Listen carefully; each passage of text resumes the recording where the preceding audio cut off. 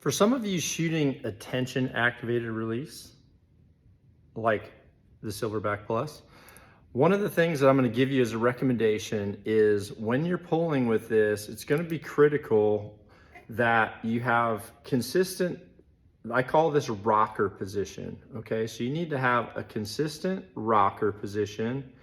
And honestly, by having a consistent position, you're also going to have a consistent pressure when it comes to what your index finger and your middle finger have for pressure on the release. Now, the reason that this is important is when this D-loop is in that hook, if you start to change this angle of your rocker position, then what you'll do is you'll change where that D-loop is sitting in that hook. If you have more index finger, your D-loop's gonna sit closer to the edge of the hook, so it's gonna come off that hook faster. If you're pulling a lot with the middle finger or ring finger, pinky finger, which is actually why I'm not a fan of having those fingers activate a shot, the more you rock this back, the deeper you're gonna force that D-loop into that hook. So it's gonna cause that D-loop to come off that hook at a later point in time. In a way, it refers to a term that we have called hang firing.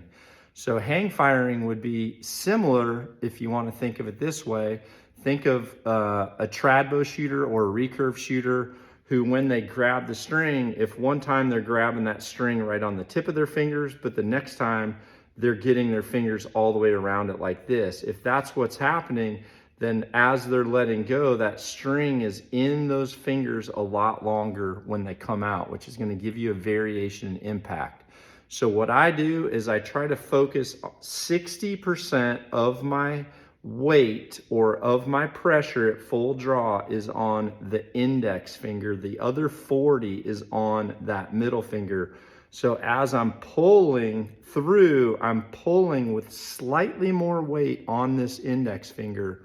And one of the things that I'm doing, since that index finger is right on that jaw line, the middle finger's in the cheek well, I actually think about pulling that 60% weight finger, the index finger, pulling it along that jaw line, and also using the tip of my elbow as the leverage to pull that through. But when it comes to how it's traveling down my face, this is what I think of as like a train track. Here's one of the wheels to the train. I'm pulling that wheel along the train track until that shot breaks. But again, 60% on the index finger, 40% on the middle, and that's gonna put your D-loop in the consistent place on the hook. It's gonna fire more consistently as well, and you're not gonna be applying these back three finger pressure to where that D-loop starts to get way down deep in that hook to where the actual time that it's coming off is going to take longer than if you have 60%.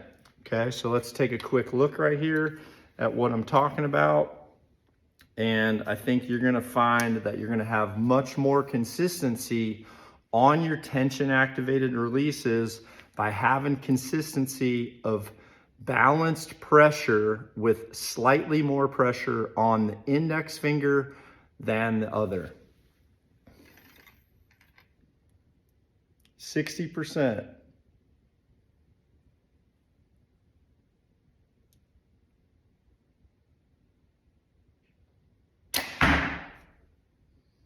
It's going to help your follow through as well. Good luck.